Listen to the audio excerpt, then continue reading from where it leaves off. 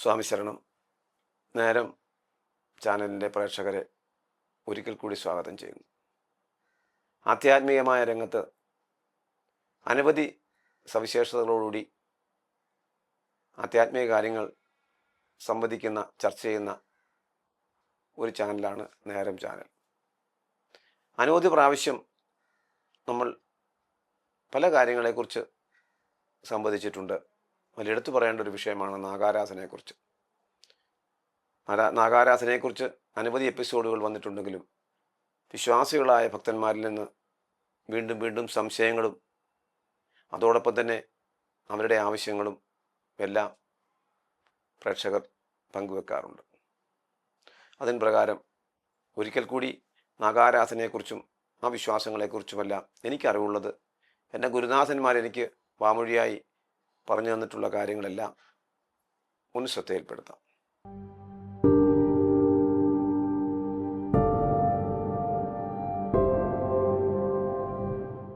നാഗാരാധനയ്ക്ക് അതിപ്രാധാന്യമുള്ള ലോകത്തിലെ ഒരു സംസ്ഥാനമാണ് കേരളം.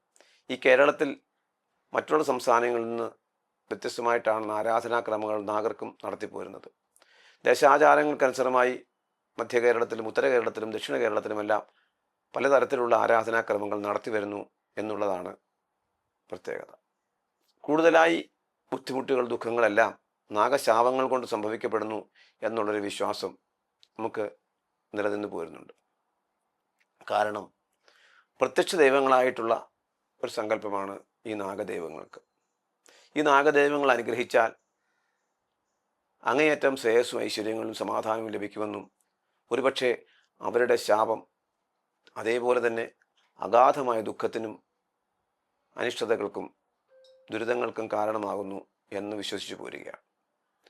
അതിൽ പ്രാധാന്യമർഹിക്കുന്ന ആരാധനാ സമ്പ്രദായം നമുക്ക് കേരളത്തിൽ അങ്ങോളം ഇങ്ങോളം നാഗസങ്കേതങ്ങൾ ധാരാളമുണ്ടെങ്കിലും പാമ്പുമേക്കാട്, മാളക്കടുത്തുള്ള പാമ്പുമേക്കാട്, ഹരിപ്പാടിനടുത്തുള്ള മണ്ണാർശാല, പന്തളത്തിനടുത്തുള്ള വെട്ടിക്കോട്, അനന്തപുരിയിലെ പത്മനാഭസ്വാമി ക്ഷേത്രത്തിന് പരിസരത്തുമുള്ള അനന്തൻകാട്, കന്യാകുമാരി ജില്ലയിലെ നാഗരാജ ക്ഷേത്രം, അങ്ങനെ വടക്കോട്ട് കണ്ണൂരിൽ, മലപ്പുറത്ത്, ഇവിടെയെല്ലാം അനവധി നാഗാരാധനാ കേന്ദ്രങ്ങളുണ്ട്. അവിടെല്ലാം അതിവിശേഷവും സവിശേഷവുമായ പൂജാതി കർമ്മങ്ങൾ നടന്നു പോരുന്നുമുണ്ട്. ഇതുകൂടാതെ അനവധി നാഗ ആരാധനാ കേന്ദ്രങ്ങളായ സർപ്പക്കാവുകൾ കേരളത്തിൽ അങ്ങോളം ഇങ്ങോളം നമുക്ക് ദർശിക്കുവാൻ സാധിക്കുകയുമുണ്ട്.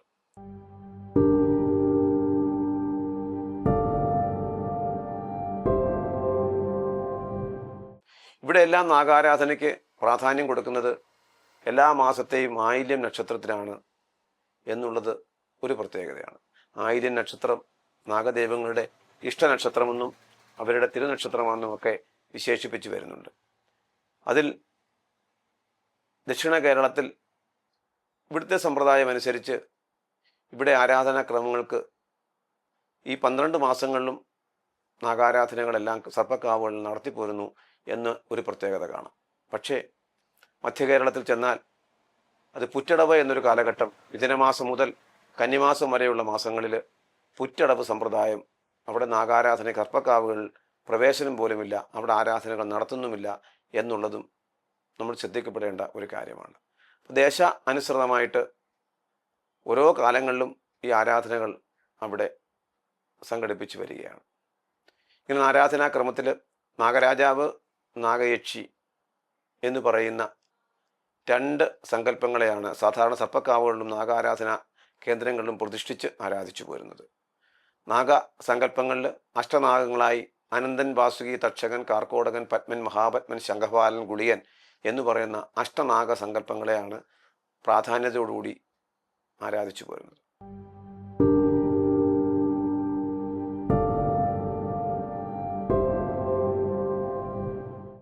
ഈ നാഗ ദോഷപരിഹാരമായിട്ട് നൂറുംപാല സമർപ്പണം, നാഗസൂക്ത പുഷ്പാഞ്ജലി, അതേപോലെ നാഗർക്ക് പുറ്റ്, മുട്ട, നാഗരൂപങ്ങൾ ഇവയെല്ലാം സമർപ്പിക്കുക.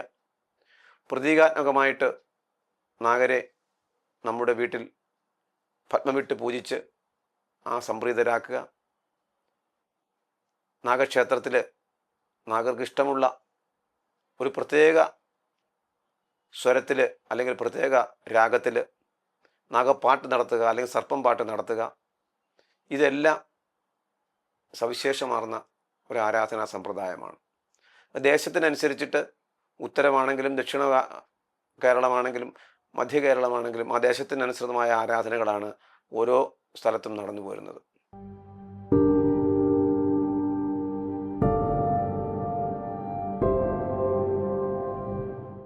അതിവിശിഷ്ടമായിട്ട് കേരളത്തിൽ അങ്ങോളം ഇങ്ങോളം നാഗാരാധനയിൽ നാഗശാപദുരിത ദോഷങ്ങൾക്കെല്ലാം പരിഹാരമായി നടന്നു വരുന്ന അതിവിശേഷമേറിയ ഒരു ചടങ്ങാണ് സർപ്പബലി എന്നുള്ളത്. സർപ്പബലി എന്ന് പറഞ്ഞാൽ നാഗശാപങ്ങളിൽ നിന്ന്, ആ ദുരിതങ്ങളിൽ നിന്ന് മോചനത്തിനായി ഏറ്റവും പ്രാധാന്യമുള്ള ഒരു ആരാധനാ സമ്പ്രദായമാണ്. താന്ത്രവിധി അനുസരിച്ചുള്ള ഒരു പൂജാക്രമമാണ്. അതിനപ്പുറത്ത് മറ്റൊരു പൂജകളും നാഗപ്രീതിക്കായിട്ടില്ല എന്ന് തന്നെ വേണമെങ്കിൽ വിശേഷിപ്പിക്കാം. പാൽപ്പായസ ഹോമവും സർപ്പബലിയും നടത്തിക്കഴിഞ്ഞാൽ നാഗദോഷങ്ങളിൽ നിന്ന് പരിഹാരം ലഭിച്ചില്ലെങ്കിൽ പരിഹാരം ഇല്ലാത്ത ഒരു ശാപമാണ് എന്ന് നമുക്ക് വിശ്വസിക്കേണ്ടി വരും. പാൽപ്പായസം എന്ന് പറയുന്ന ദ്രവ്യം കൊണ്ട് പ്രത്യേക രീതിയിൽ തയ്യാറാക്കിയ ഹോമമാണ് പാൽപ്പായസ ഹോമം. ആ പാൽപ്പായസം കൊണ്ട് നാഗമന്ത്രങ്ങളെ കൊണ്ട് ഹോമിക്കുന്നു താന്ത്രിവിധി അനുസരിച്ചിട്ട്. അതുപോലെ പ്രാധാന്യമുള്ള മറ്റൊന്നാണ് സർപ്പബലി. സർപ്പബലിയാണ് ഏറ്റവും പ്രാധാന്യമുള്ളത് എന്നുകൂടി വിശേഷിപ്പിക്കാം. സർപ്പബലി പ്രത്യേക രീതിയിൽ തയ്യാറാക്കിയ പത്മത്തിൽ, ആ പത്മത്തിൻ്റെ മധ്യത്തിലായി നാഗഭൂഷണനായ സദാശിവമൂർത്തിയായ സാക്ഷാത് ശ്രീ മഹാദേവനെയും അതിനു ചുറ്റുമായി പരിവാരങ്ങളായ അഷ്ടനാഗങ്ങളെയും അതോടൊപ്പം എല്ലാ പരിവാര നാഗങ്ങളെയും പ്രത്യേകമായി ആവാഹിച്ച് പ്രത്യേകം പൂജിച്ച് അവർക്ക് നിവേദ്യ സമയത്ത് അവർക്ക് സമർപ്പിക്കപ്പെടുന്ന ശുദ്ധ ഹവിസ്സുകൊണ്ട് അവർക്ക് സമർപ്പിക്കപ്പെടുന്ന ആരാധനയാണ് സർപ്പബലി. ആ പൂജ പൂർത്തിയാക്കി നാഗപ്രീതിക്കായിട്ടുള്ള നുറുമ്പാലോടുകൂടി പ്രത്യേക പുഷ്പാഞ്ജലികളും നാഗസൂക്താദികളെ കൊണ്ടുള്ള പ്രത്യേക മന്ത്രങ്ങൾ കൊണ്ട് വിശേഷ പൂജയോടുകൂടി നടത്തപ്പെടുന്ന ഒരു ആരാധനയാണ് സർപ്പബലി എന്നുള്ളത്. സർപ്പബലിയെക്കുറിച്ച് അനവധി ഭക്തന്മാർ ഓരോ തരത്തിലുള്ള സംശയങ്ങൾ വിളിച്ചു ചോദിച്ചിട്ടുണ്ട്. അവർക്ക് മനസ്സിലാകാൻ വേണ്ടി ഒരിക്കൽ കൂടെ പറയാം. ഈ സർപ്പബലി അതിപ്രാധാന്യമായ ഒരു ആരാധനാക്രമമാണ്. മിക്കവാറുമുള്ള മഹാക്ഷേത്രങ്ങളിൽ, നാഗക്ഷേത്രങ്ങളിൽ ഈ സർപ്പബലി എന്നുള്ള വഴിപാടുകൾ നടത്താറുണ്ട്.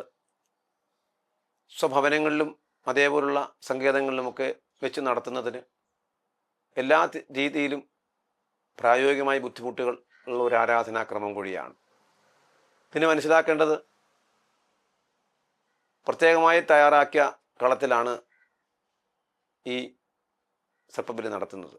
അതിൻ്റെ പരിശുദ്ധി, അതിന് നമ്മൾ സമാഹരിക്കുന്ന അതിൻ്റെ ദ്രവ്യങ്ങളെല്ലാം തന്നെ പ്രകൃതിദത്തമായിരിക്കും.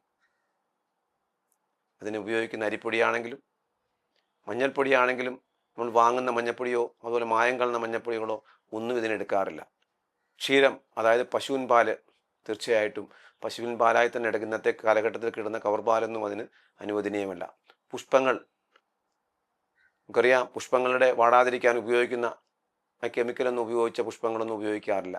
തെറ്റി, തുളസി, താമര ഇത് മാത്രമേ ഉപയോഗിക്കാറുള്ളൂ. ശുദ്ധമായ വെളിച്ചെണ്ണ കൊണ്ടായിരിക്കും അതിനുള്ള ദീപങ്ങളെല്ലാം തെളിയിക്കുക. എല്ലാം പരിശുദ്ധിയുടെ അങ്ങേയറ്റത്തെ ശ്രദ്ധയോടുകൂടി ചെയ്യുന്ന ഒരു ആരാധനയാണ് ഈ സർപ്പബലി.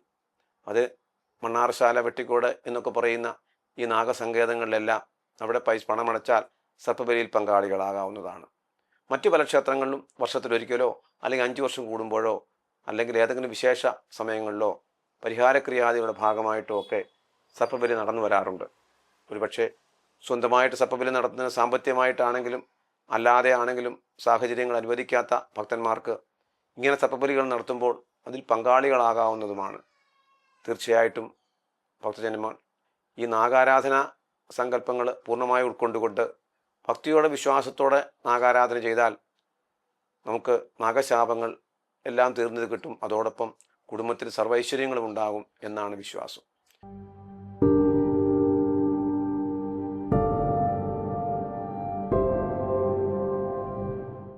നാഗശാപങ്ങളാൽ നമുക്ക് പ്രത്യക്ഷമാകുന്നത് തുലപ്പുറത്തുണ്ടാകുന്ന രോഗങ്ങൾ, കുടുംബഛിദ്രങ്ങൾ, അതേപോലെ സാമ്പത്തിക മാന്യതകൾ, ശാരീരികമായിട്ട് എന്നും രോഗ സമാനമായി ഭവിക്കുക, രോഗങ്ങളിൽ നിന്ന് മുക്തി എപ്പോഴും വരാതിരിക്കുക, ഇതൊക്കെ ഒരു പരിധിവരെ നമ്മൾ വിശ്വസിച്ചു പോരുന്നു ഈ നാഗശാപങ്ങളോ നാഗദോഷങ്ങളോ കൊണ്ടാണ്. ജാതകം വിശ്വസിക്കുന്നവർക്ക് രാഹു എന്ന് പറയുന്ന ഗ്രഹത്തിൻ്റെ അനിഷ്ടസ്ഥാനമോ അല്ലെങ്കിൽ രാഹു ഗ്രഹം അനിഷ്ടമായ രീതിയിൽ നമുക്ക് നമ്മുടെ ജാതകത്തിലോ അല്ലെങ്കിൽ ഗോചരാലോ നമുക്ക് സംഭവിക്കപ്പെടുന്ന കാലഘട്ടത്തും ഈ സർപ്പാരാധനകൾക്ക് വളരെയധികം പ്രാധാന്യമുണ്ട്. സർപ്പങ്ങൾ അനുഗ്രഹിച്ചാൽ സർവൈശ്വര്യങ്ങൾ ലഭിക്കുമെന്നുള്ളതുപോലെ തന്നെ സർപ്പങ്ങൾ ശപിച്ചാൽ സർവ്വദുരിതങ്ങൾ ലഭിക്കുമെന്നാണ് നമ്മൾക്ക് വിശ്വസിക്കാൻ സാധിക്കുന്നത്. നാഗാരാധനാ കേന്ദ്രങ്ങൾ അങ്ങോളം ഇങ്ങോളം കേരളത്തിലുണ്ട്.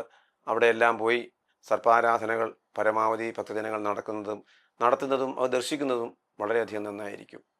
ഈ സർപ്പാരാധനയിൽ ചില സ്ഥലങ്ങളിൽ എടുത്തു പറയേണ്ടത് നാഗബിംബങ്ങൾ പ്രതിഷ്ഠിച്ചിട്ടുണ്ടാകും. ചില സ്ഥലങ്ങളിൽ ചിത്രകൂടം എന്ന് പറയുന്ന സങ്കല്പം മാത്രമേ ഉണ്ടാകൂ.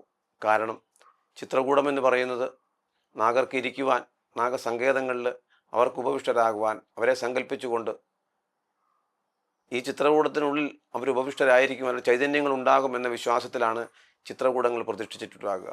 അത് നാഗദർശനത്തിന് വേണ്ടി, നാഗസാന്നിധ്യത്തിന് വേണ്ടി പ്രതിഷ്ഠിച്ചിരിക്കുന്ന ചിത്രകൂട സങ്കല്പമായിരിക്കും. ചിലയിടത്ത് നാഗബിംബങ്ങളുണ്ടാവും, ചിലയിടത്ത് അനവധി നാഗബിംബങ്ങൾ ഈ അഷ്ടനാഗങ്ങൾക്ക് പുറമെ അനവധി നാഗസങ്കല്പങ്ങളായിട്ടും പ്രതിഷ്ഠിച്ചിട്ടുണ്ടാകും. എന്തു തന്നെയാണെങ്കിലും പ്രാധാന്യത്തോടുകൂടി അനന്താദിയായിട്ടുള്ള അഷ്ടനാഗങ്ങൾക്കാണ് അങ്ങേയറ്റം പ്രാധാന്യം. പിന്നെ ദേശാചാരങ്ങൾക്കനുസൃതമായി ഓരോ ക്ഷേത്രസങ്കല്പങ്ങൾക്കനുസൃതമായി ഓരോ നാഗസങ്കല്പങ്ങളും ആരാധിച്ചു പോരുന്നുമുണ്ട്.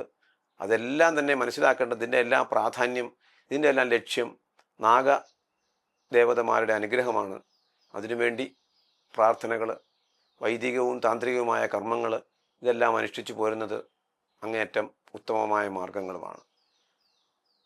നാഗക്ഷേത്രങ്ങളിൽ അവിടുത്തെ വിശേഷമായ ചില ആരാധനാക്രമങ്ങളുണ്ട്. ഉദാഹരണമായി മണ്ണാർശാലയിൽ നിലവറ പായസം.